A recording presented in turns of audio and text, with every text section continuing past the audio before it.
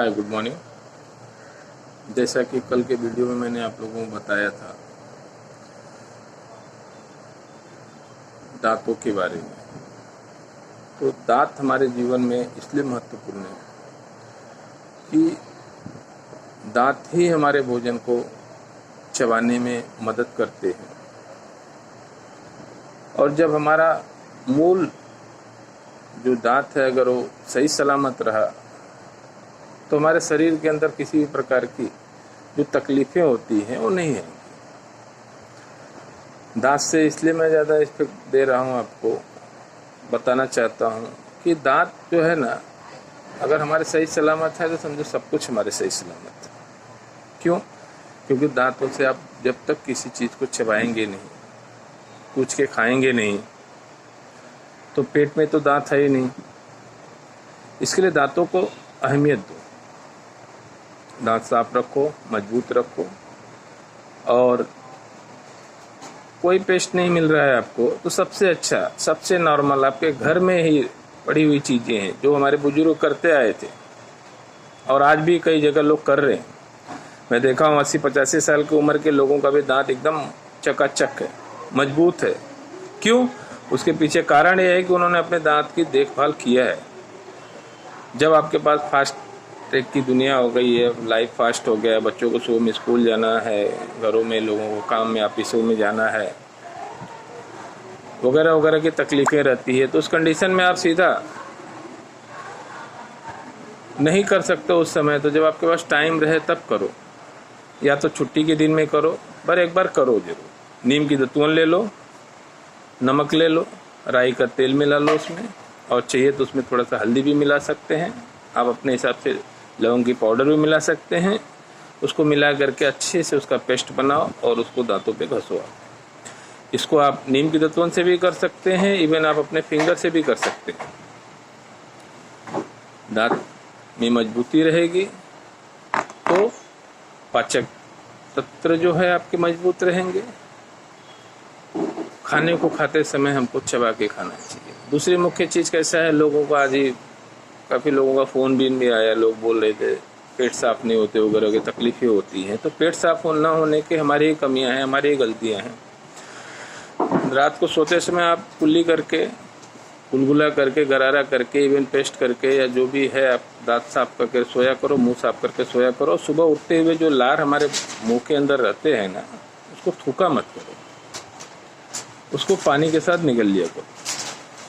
वो लार जो है ना, वो लार जो हमारे बॉडी के अंदर जाते हैं तो उससे हमारी पाचन क्रिया को सही करते हैं, मोशन को साफ करते हैं। मैं ज़्यादा डीप में विश्लेषण देने के लिए वीडियो नहीं बना रहा हूँ, बस नॉर्मली शब्दों में, ताकि लोगों को आसानी से समझ जाएं लोग अच्छे से उसको। इसके लिए मैं शुद्ध हिंदी और शुद्ध भाषाओं का उपयोग करना चाहता हूँ। तो आपका पाचक रस सही सलामत रहेगा। सुबह उठ करके अगर हो सके तो तांबे के बर्तन में 2 गिलास पानी भर के रखो उसको, और तांबे का बर्तन ज़मीन में न रखो, लकड़ी पे रख सकते हैं आप, अपने टेबल पे रख सकते हैं, ढक के रखो और सुबह उठ करके वो पानी पी लो। और वॉशरूम जाओ फ्रेश होने के लिए, आपका मोशन एकदम क्लियर होएगा। पानी के कुनकुना गर्म पानी अगर सुबह का आप पीते हैं तो आप यकीन मानिए कि जो पैरासीटामोल की गोलियाँ आप या दर्द की गोलियाँ जो खाते हैं उससे आपको निजात मिल जाएगी। दूसरी चीज़, रात को सोते समय भी कुनकुना गर्म पानी पीजिए। कुनकुना गर्म पानी का चलन जो है बहुत पुरानी है। या तो फिर गांव में लोग कुएं की पानी पीते थे जो हमारे शरीर के लिए बहुत स्वास्थ्य था। आज तो मुंबई में या और जगहों पे कुआं है ही नहीं, या हर जगहों पे नल लगे हुए हैं। तो थोड़ी थोड़ी चेंजिंग हम अपने लाइफ में धीरे धीरे अगर करें तो हमें बहुत ही फ़ायदा मिलेगा।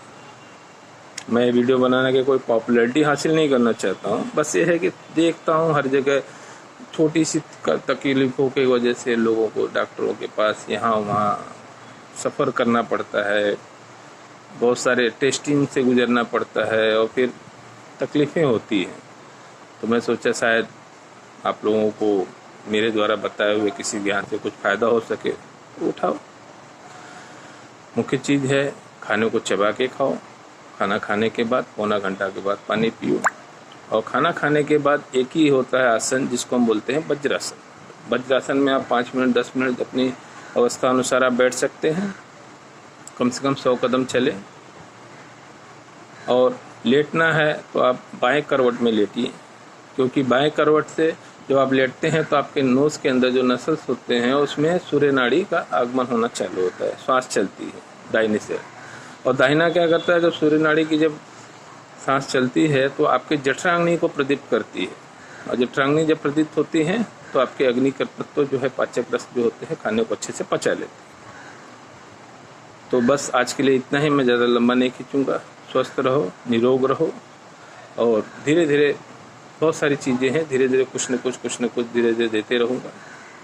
कुछ नहीं, कोई दवा नहीं, कुछ नहीं, बस अपने सेहत पे, अपने खान पान पे ध्यान रखो, सुरक्षित रहोगे, निरोग रहोगे, अपनी उम्र की आयु को बढ़ोतरी दोगे।